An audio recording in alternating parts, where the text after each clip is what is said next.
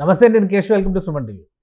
Janasena party Andhra Pradesh రాజకీయాల్లో మరింత దూకుడుగా వ్యవహరించడానికి అవకాశం ఏర్పడుతుందా? దానికి తగ్గట్టుగా మెంబర్షిప్ని, పార్టీ సభ్యత్వ నమోదును కూడా అంతే దూకుడుతో పరుగులెత్తిస్తుందా? 10 లక్షల మందిని నమోదు చేయాలి సభ్యులుగా అనే టార్గెట్ని చాలా సులువుగా రీచ్ అయ్యామని జనసేన నాయకులు ప్రకటించారు. మరోవైపు వారం రోజుల పాటు సభ్యత్వ నమోదు ప్రక్రియను కూడా పొడిగించాలని నిర్ణయించారు. దీనికి తోడు జనసేనాని పవన్ కళ్యాణ్ జనంలోకి రావడానికి ముహూర్తాన్ని కూడా ఖరారు చేసినట్టుగా తెలుస్తుంది. ఈ అంశంపైన విశ్లేషణ చూద్దాం. మనతో పాటు పొలిటికల్ అనలిస్ట్ చందు శ్రీనివాస్ గారు. చందు శ్రీనివాస్ గారు, నమస్కారం. నమస్కారం కేశవ్ గారు. జనసేన పార్టీ 10 లక్షలు అనేది ఒక పెద్ద టార్గెట్గా పెట్టుకుంది. 10 రోజులు మెంబర్షిప్ డ్రైవ్లో చాలా సులువుగా రీచ్ అయిపోయింది. దానికి సంబంధించి ఒక ప్రకటన కూడా ఇచ్చారు. వారం రోజులు పొడిగిద్దాం, ఎందుకంటే చాలా మంది అభ్యర్థించారు. తుఫాను, వర్షాలు వీటి ఎఫెక్ట్ ఉండడం వల్ల చాలా చోట్ల మెంబర్షిప్ డ్రైవ్ పూర్తి స్థాయిలో జరగలేదు అంటున్నారు. సో ఏంటి ఈ ప్రణాళిక? 10 లక్షల అసలు ఎలక్షన్ అయినా 2 నెలల్లోనే మెంబర్షిప్ డ్రైవ్ మీద దృష్టి పెట్టడం ఏంటనేది ఆసక్తికరంగా ఉంది. అంటే పార్టీని, కేశవ్ గారు, పార్టీని ఎప్పుడైనా బతికించుకోవాలి, పునర్నిర్మాణం జరగాలి. 2014లో అనుభవం ఉండి అందరూ పోటీ చేద్దామని చెప్పి యువకులు ఆయన ఎమ్మట వచ్చారు. అనేక మంది రిటైర్డ్ ఐఏఎస్ అందరూ వచ్చారు. కానీ అనుభవం ఉన్న వ్యక్తి ఈ రాష్ట్రానికి కావాలని ఆ రోజు సపోర్ట్ చేశారు. చంద్రబాబు పోటీ చేయాల. వాళ్ళు 2019 దాకా ఆయనతోనే ఉన్నారు. కొన్ని స్థానాలు పోటీ చేశారు, విడిగా పోటీ చేశారు. చంద్రబాబు నాయుడు గారు, పవన్ కళ్యాణ్ గారు విడిగా. కానీ అవతల జగన్మోహన్ రెడ్డి గారికి బెనిఫిట్ అయింది. ఎక్కడ ఒక్కటి రాపాక, వరప్రసాద్, రాజోలు ఒకటి గెలిచారు. 2 చోట్ల పోటీ చేసిన పవన్ కళ్యాణ్ గారు గెలవల. కానీ దశాబ్దం పైనే మొండోడు అన్నట్టుగా పవన్ కళ్యాణ్ గారు రాజకీయాల్లో నేను ఏదైనా సాధించాలి అని పట్టుదలతో ఉన్నాడు. చూసారా, దాన్ని అప్రిషియేట్ చేయాలి మనం. దశాబ్దం పైన ఆ రోజున 2014లో ఆయన అమ్మట ఆయన ఒక్కడే. ఈ రోజున 10 లక్షల మంది సభ్యత్వం, 6.5 లక్షల నుంచి 10 లక్షలకి ఎగబాకి క్రియాశీలకి చేరారంటే అది ఆ పార్టీని ప్రజలు కోరుకుంటున్నారు. ఆంధ్రప్రదేశ్లో ఏదో ఎప్పుడు కూడా ఆ రోజు 2014 అనుభవం వ్యక్తి చంద్రబాబు నాయుడు సీఎం చేయడానికి ఉపయోగపడ్డారు. 2019లో విడిగా పోటీ చేసి 2 చోట్ల ఓడిపోయారు. దశాబ్దం ఎక్కడ పోటీ చేయకుండా నిలబడ్డాడు. 2024లో ఈ రోజున చంద్రబాబు నాయుడు గారు ముఖ్యమంత్రి అవడానికి, అటు దేశంలో మోడీ గారు అవడానికి కూడా హ్యాట్రిక్ పీఎంగా తన వంతు కృషి చేశాడు ఈ కూటమి కట్టడంలో. అది అతిశయోక్తి కాదు. ఏ రోజైతే పవన్ కళ్యాణ్ గారు చూపిన ఈ మీడియా, కొన్ని సుమన్ లాంటి ఛానల్, యూట్యూబ్ ఛానల్ అన్నీ చూపించినాయి. కానీ శాటిలైట్ ఛానల్స్ అయితే ఆయన చూపించడానికి ఎక్కడో మెయిన్ స్ట్రీమ్ మీడియా ఆయన 50,000 మంది వచ్చినా ఎక్కడ 10,000 మంది తక్కువ కాకుండా వచ్చారు. లక్షలు వచ్చినా కానీ ఏదో 12 పేజీలు 13 పేజీలు చూపించేవారు. ఫ్రంటల్ మీడియా అసలు పవన్ రాజకీయాలు పనికిరాడు అన్నారు. ఈ రోజున ఏంటి, మోదీ గారు పక్కన కూర్చున్న స్థాయికి ఎదిగాడంటే ఎక్కడ తొనకల్లా బెనకల్లా మీడియా తన సపోర్ట్ లేకపోయినా కొన్ని ఛానల్ సుమన్ లాంటి మిగతా సపోర్ట్ చేసిన, అంటే థర్డ్ జనరేషన్, అంటే 3వ ప్రత్యామ్నాయంగా పవన్ కళ్యాణ్ ఎదుగుదల కోసం నాలాంటి వాళ్ళు ఎంతోమంది కూడా ఎదురు చూశారు.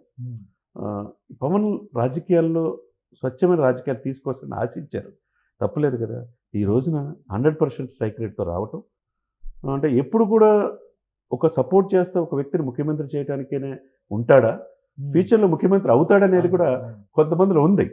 ఈ రోజు ఎప్పుడైతే చంద్రబాబు నాయుడు గారు తనకు అనుభవం ఉన్న రాజకీయాల్లో పవన్ కళ్యాణ్ గారు పక్కన పెట్టుకొని సహ ముఖ్యమంత్రిగా, ఉప ముఖ్యమంత్రిగా ఆయనతో పాటు ప్రభుత్వ కార్యాలయాల్లో ఉండాలని ఒక గుడ్ మూవ్, సాంప్రదాయానికి శ్రీకారం చుట్టాడు. ఆశ అనేది ఉంది ఫ్యూచర్లో పవన్ కళ్యాణ్ గారు సీఎం అవుతారని. ఆశ క్షేత్రస్థాయిలో ఉండాలంటే గ్రామ స్థాయిలో ఈ జనసేన పార్టీని ముందుకు తీసుకెళ్ళాలి. క్రియాశాలకు సభ్యుడు ఉంటే కదా మిగతా కార్యకర్తలు ఐడియాలజీ, సిద్ధాంతాలు జనానికి చెప్పే అవకాశం ఉంటుంది. కాబట్టి తప్పు లేదు. అది ఎవరు ఊహించలా. ఇక్కడ సంబరాల్లో మునిగిపోతారు అనుకున్నారు. కానీ ఎక్కడ కూడా ఆయన ఈ రోజు కూడా ఒక విజయోత్సవ ర్యాలీ కూడా పాల్గొనలా. క్షేత్రస్థాయిలో దాదాపు 50 రోజులైనా ఇప్పటికి కూడా 10-15 గంటలు శ్రమిస్తానే ఉన్నాడు. త్వరలో మీరు అన్నట్టు జనంలోకి వెళ్ళబోతున్నాడు. వెళ్ళే ముందు ఇది గుడ్ మూవ్, ఒక బూస్ట్ లాగా పనిచేస్తుంది. అంటే ఎవరు ఊహించిన విధంగా 10 లక్షలు రీచ్ అయ్యారు. అవుతారా లేదా అనుకున్నారు 6.5 లక్షల నుంచి. ఇంత వరదల్లో కూడా అయ్యారంటే మంచి ఆహ్వానించబడ్డారు. ఇంకో వారం రోజులు ఈ సభ్యత్వం నమోదు 5వ తారీఖు పొడిగించారు. ఎంతవరకు వెళ్ళొచ్చు? 15 లక్షల దాకా రీచ్ అవుతారు. 15 కాకపోయినా 12 లక్షలు దాటొచ్చండి ఇప్పుడున్న పరిస్థితుల్లో. ప్రతి ఒక్కళ్ళు చాలా చక్కగా నిజాయితీగా పనిచేస్తున్నారు. చేసిన తర్వాత మొన్న కూడా మనం చూసుకున్న 81 మంది కార్యకర్తలు చనిపోతే వాళ్ళు దాదాపు ఎన్ని కోట్ల రూపాయలు వాళ్ళకి ఇచ్చారు వాళ్ళ కుటుంబానికి. అంటే ఈ కొత్త ఇదికి నాంది పలికి. ఒకప్పుడు టీడీపీ ఉండేది, 45 లక్షల సభ్యత్వం ఎప్పుడు ఉండేది. అవును. ఆ తర్వాత అంత స్థాయిలో ఈరోజు జనసేన ముందుకెళ్తాం అనేది కార్యకర్తలకి ఒక భరోసా. తన నాయకుడు ఎదుగుతున్న తీరుకి కూడా వాళ్ళు ఆనందంతో సభ్యత్వం వాళ్ళ ఫ్యామిలీని అందరూ దగ్గర తీసుకోగలుగుతారు. అవును. అది దాంతోపాటు నాడు ఆయన మీరన్నట్టు వాళ్ళ అన్నగారు నేను రాజకీయాల్లోకి ఉండలేనని చెప్పేసి వెళ్ళిపోయిన, అవును. ప్రజారాజ్యాన్ని కాంగ్రెస్లో కలిపిన, మొక్కువని ధైర్యంతో జనసేన అనేది ఒక చిన్న పార్టీ, ఒక మొక్కని ఆ రోజు నాటాడు. ఈరోజు దశాబ్దానికి ఆ ఫలాలు ఈరోజు ఆంధ్రప్రదేశ్ వ్యాప్తంగా విస్తరించింది అంటే చాలా గుడ్ మూవే కదా. దీన్ని బట్టి ఒక వ్యక్తి ఎదుగుతున్న తీరుకి ఈరోజు పార్టీని క్రియాశీలకంగా 10 లక్షలు దాటించిన తీరుకి ఆయన మీద నమ్మకాన్ని ఎంత ప్రజలు, ఆంధ్రప్రదేశ్ ప్రజలు థర్డ్ ఆల్టర్నేట్గా ఆయన్ని చూస్తున్నారో, ఆయన్ని ముఖ్యమంత్రిగా చూడాలనే ఆశ ఎంత బలంగా ఉందో దీన్ని బట్టి ఈ సభ్యత్వాల ద్వారానే మనం చెప్పవచ్చు. ఇంకోటి 5వ తారీఖుతో ఈ సభ్యత్వాల నమోదు గడువు ముగుస్తుంది. అవునండి. పవన్ కళ్యాణ్ గారు ప్రతి నియోజకవర్గంలో నేను పర్యటిస్తాను అన్న ఫలితాల తర్వాత చెప్పారు. అవును. ఆ యాత్రలో షెడ్యూల్ చేస్తున్నారు, మళ్ళీ ఆయన జనంలోకి వెళ్ళబోతున్నారు. సో ఏమన్నా క్లారిటీ ఉందా, ఎక్కడి నుంచి మొదలు పెడతారు? డెఫినెట్గా అండి. ఉత్తరాంధ్ర నుంచి ఆయన స్టార్ట్ చేయబోతున్నాడు. విశాఖపట్నమే ఓకే. ఆయన వేదిక. ఎక్కడైతే కోల్పోయాడో, ఎక్కడైతే గాజువాక ప్రజల కోసం పోరాడాడు అక్కడ గెలిపించలే, కానీ అక్కడే ఉన్నాడు. తర్వాత భీమవరంలో కూడా పోటీ చేద్దాం అనుకుంటే అనూహ్యంగా మార్పుతో తన వ్యూహం ప్రకారం పిఠాపురంలో ఈరోజు ఆదర్శవంతంగా తీర్చిదిద్దుతున్నాడు, తన ప్రణాళికలు తయారు చేస్తున్నాడు. ఇకపోతే ఏదైతే గాజువాక స్టీల్ సిటీ మనకు తెలుసు, తరతరాలుగా ఆ రోజు ఆంధ్ర యూనివర్సిటీలో వెంకయ్య నాయుడుతో సహా విశాఖ ఉక్కు ఆంధ్రుల హక్కు అని పోరాడి పదుల సంఖ్యలో చనిపోయారు. దాన్ని వదులుకోవడానికి సిద్ధంగా లేరు. మంత్రులు కావచ్చు, సెంట్రల్ మినిస్టర్స్ కావచ్చు, అందరూ కూడా విశాఖ స్టీల్ని ఇక్కడే ఉంచడానికి ప్రయత్నం చేస్తున్నారు. దాంట్లో ముఖ్యంగా పవన్ కళ్యాణ్ గారు చూపించిన చొరవ ఉత్తరాంధ్రలోనే ఆయన వెనకబడుతున్నాన్ని, ఉత్తరాంధ్రలో ఉద్దానాన్ని ప్రపంచానికి తెలియజేసింది ఆయనే, భవన కార్మికుల కోసం పోరాడింది ఆయనే, మత్స్యకారుల కోసం పోరాడింది ఆయనే, లండన్ నుంచి లండన్ నుంచి డాక్టర్ సొంత డబ్బు ఖర్చు పెట్టి తీసుకొచ్చి ఈరోజు ఉద్దానం రీసెర్చ్ సెంటర్ పెట్టి మొన్న ముఖ్యమంత్రి గారు, మాజీ ముఖ్యమంత్రి గారు ఓపెన్ చేశారంటే, అంటే వేలాది మంది చనిపోతుంటే తరతరాల నుంచి ఆయా పార్టీని పాలిస్తున్న పాలకులు నిర్లక్ష్యంగా వివరించారు. ఫస్ట్ టైం ప్రపంచాన్ని తెలియజేసింది పవన్ కళ్యాణ్ గారే. కాబట్టి ఉత్తరాంధ్రలో ఆయనకు ఒక ఎమోషనల్ అటాచ్మెంట్ ఉంది. ఏదైతే గద్దర్ అయితే తెలంగాణ నుంచి వారాహి యాత్రలు ఉంటాయా? వారాహి యాత్ర ఉండొచ్చు. ఇప్పుడు గద్దర్ ఎట్లా మామూలు పర్యటన జరుగుతుందా? అంటే వారాహి అంటే అదొక అటెన్షన్ ఉంది కదా. అవునండి. అంటే ఇప్పుడు వారాహి ఆ టైం ఉండకపోవచ్చు, కానీ మామూలు పర్యటనలు జరుగుతాయి.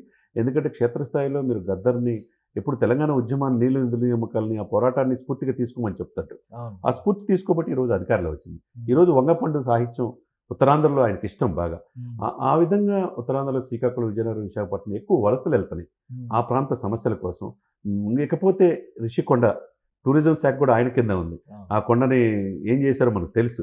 తర్వాత దాదాపు 25,000 కోట్ల రూపాయలు అక్కడ సర్క్యూట్ హౌస్, సిటీ కమిషనర్ ఆఫీస్తో సహా మొత్తం తనఖా పెట్టి ఉన్నాయి. మరి ఈ సమయంలో అందులో శాంతి అనే ఆమె ఈ మధ్య క్రియాశీలకంగా అశాంతికి గురి చేస్తున్న కొంతమంది వైసీపీ అప్పుడున్న నాయకులు, ప్రేమ సమాజం, దస్పల్ల ల్యాండ్స్, ఇవన్నీ కూడా ఏంటంటే ఉత్తరాంధ్ర పర్యటనలో ఈ ఇప్పుడు ఉన్న ఉప ముఖ్యమంత్రి గారు ఏం మాట్లాడబోతున్నాడు అనేది ఒక యాంగ్జైటీ ఉంటుంది. ఏదైనా విశాఖపట్నం ఆయన ఎంచుకోవటం, ఒక యాత్రకి శ్రీకారం చుట్టడం, ఒకవైపు పార్టీని సంస్థాగత నిర్మాణం చేయటం, దీన్ని స్ట్రక్చరల్గా వెళ్ళాలండి. నాయకుడు అనే వ్యక్తి ఏంటంటే ఒక వ్యక్తి, ఒక పార్టీ తనతో నమ్మిన సిద్ధాంతాల కోసం గ్రాస్ రూట్ లెవెల్లో వెళితేనే ఆ పార్టీ బతుకుద్ది. దాన్ని మెంబర్షిప్ డ్రైవ్ అనేది ఒక అద్భుతమైన ప్రక్రియ.